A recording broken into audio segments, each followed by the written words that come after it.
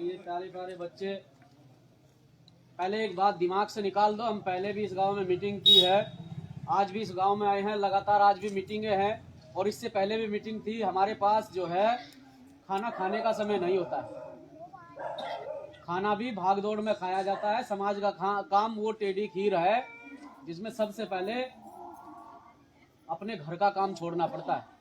तो जो भी समाज का व्यक्ति आप लोगों के बीच में आकर आपको समझाने की कोशिश करता है, ये हमारे समाज की कमी है कि आज तक ये समाज समझ नहीं पाया। मैं बहुजन समाज में जन्मे सभी महापुरुषों को कोटि कोटि नमन करते हुए आप सभी साथियों को जय भीम पेश करते हुए कहना चाहता हूं कि आज भी वक्त है।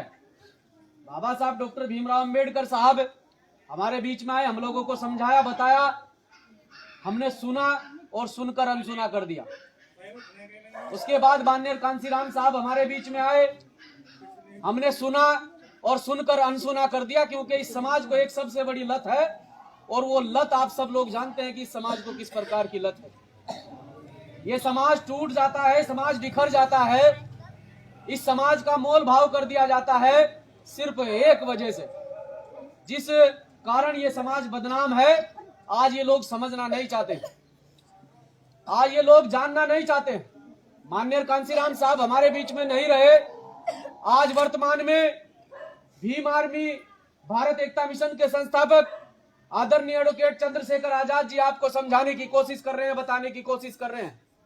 लेकिन इस समाज के जो साथी यहाँ पर बैठे हैं, इस समाज के साथियों का आज से पहले भी इस्तेमाल हुआ है, आज भी इस्तेमाल हो रहा है और मुझे लगता है आने वाले समय में भी इस्तेमाल होता रहेगा।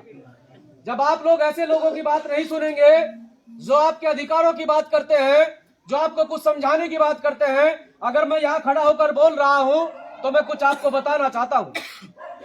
समाज पर कहीं शोषण होता है, अत्याचार होता है, यही समाज के नौजवान बाहर निकल कर आते हैं। और जब बात आती है सत्ता परिवर्तन की, बात आती है इस देश प्रदेश में राजनीति की भागीदारी की, तो इन्हीं नौजवानों को तुम लोग दरकिनार कर देते हो।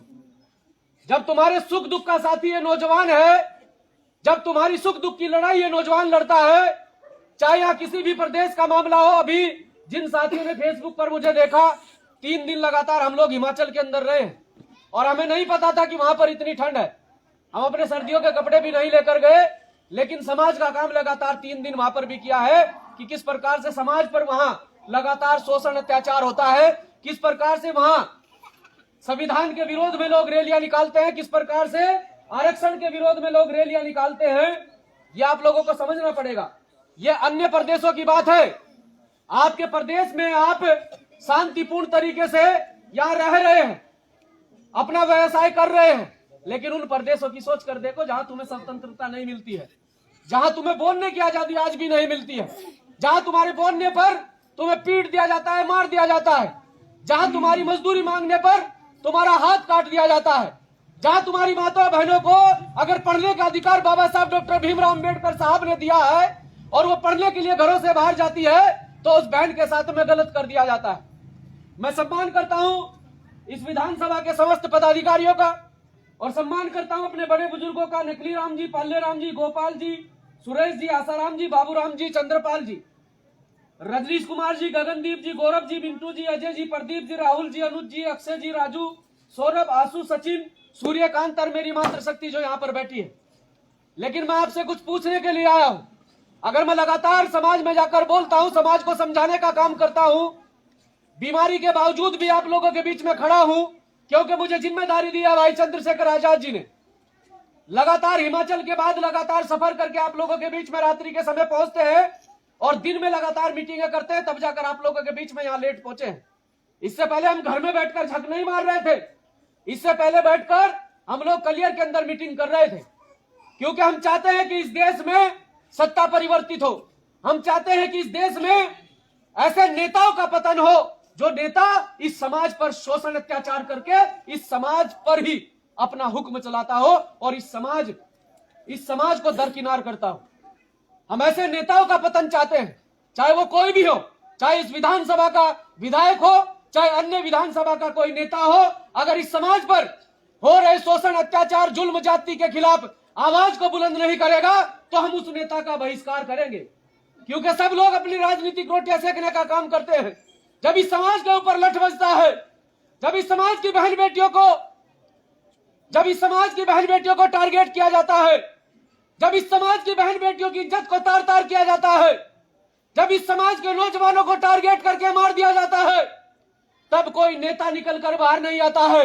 तो मैं ये कहने के लिए आप लोगों को आया हूं कि जो वर्तमान में आपकी लड़ाई लड़ रहे हैं, उन बच्चों का समर्थन करें, उनका साथ दे।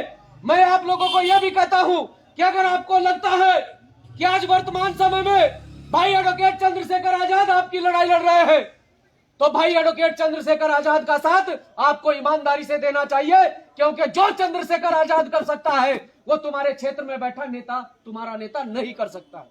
मैंने महसूस किया है कि कहीं भी कोई भी मामला हो, सबसे पहले बाहर निकलकर अगर कोई आता है तो वो एडवोकेट चंद्रशेखर आजाद आता है और चंद्रशेखर आजाद की फौज आती है। आज कलियर में मीटिंग के माध्यम से यह घोषणा हुई कि आने वाली 15 तारीख यानी कि 15 दिसंबर को आदरणीय एडवोकेट चंद्रशेखर आजाद जी का आगमन हम रुड़की में चाहते हैं, और उसमें हम लोगों ने फाइनल भी किया है कि नेहरू स्टेडियम में 15 तारीख को समय 11 बजे भाई चंद्रशेखर आजाद जी आएंगे। उस पर सभी साथी अपने अपने माध्यम से कार्य भी करेंगे। लेकिन जब हमें कोई जिम्मेदारी दी जाती है, तो मैंने एक दोहा पढ़ा था जब मैं 8वीं क्लास में था कि कल करे सो आज कर, कुछ ऐसा ही है। तो मैं आज पर विश्वास करता हूं। अगर आज कोई डेट फाइनल की गई है तो आज शाम के समय से 5 बजे कार्य शुरू कर दिया गया है, और यह कार्य निरंतर 15 तारीख तक और 15 तारीख के बाद भी आप लोगों के लिए ऐसे ही निरंतर करते रहेंगे। किसी प्रकार का लोभ लालच नहीं है।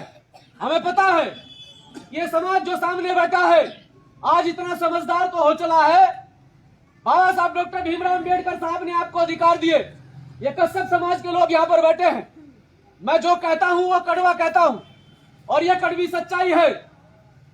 जब तक इस समाज को कितना समझा लो, कितना घर में बैठा कर सुना लो, लेकिन ये समाज सुनने के लिए, समझने के लिए तैयार नहीं है।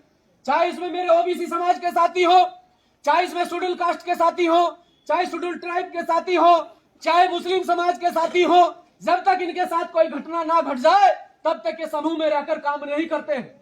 मैं कहता हूं कि अकेला व्यक्ति हमेशा पिटता है। अकेले व्यक्ति को हमेशा इस समाज ने, इस दुनिया ने दरकिनार किया है।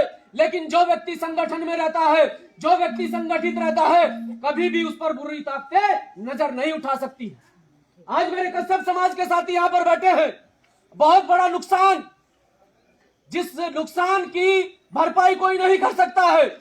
इतनी बड़ी हानि इस परिवार को हुई कि कुछ मौका फिर ताकतों ने इनके परिवार के बच्चे को घर से उठाया और रास्ते में जंगल में ले जाकर गोली मार दी गई। अगर वो बच्चा या ये परिवार इस समूह से जुड़ा होता, आज ये इस समूह से जुड़ा है, इस संगठन से जुड़कर कहीं ना कहीं न्याय की उम्मीद कर रहा है। लेकिन संगठन के साथियों का भी कहना है कि जब तक परिवार को न्याय नहीं मिलेगा हम पीछे हटने वाले नहीं हैं।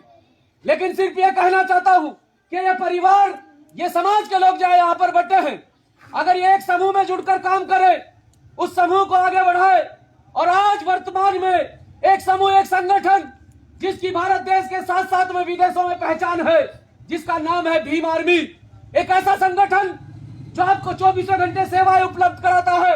हमारे घर में मौत हुई पड़ी है, लेकिन हम आपके बीच में 24 घंटे लगे रहते हैं। सिर्फ और सिर्फ अगर दर्द है तो इस समाज का दर्द है। हम चाहते हैं कि किसी माँ बहन के ऊपर उंगली ना उठे।